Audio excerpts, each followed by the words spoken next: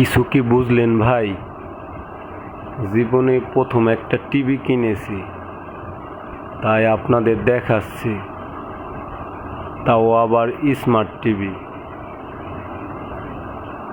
বউ আর নিজের চেহারা তো বেশি দেখায় না, তাই ভাবতেছি ঘরের ইনস্ট্রুমেন্ট দেখাবো, টিভি, ফ্রিজ, অন্য কিছু।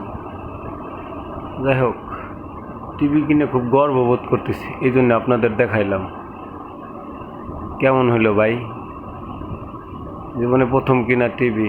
পছন্দ হলে লাইক করেন, শেয়ার করেন, কমেন্ট করেন।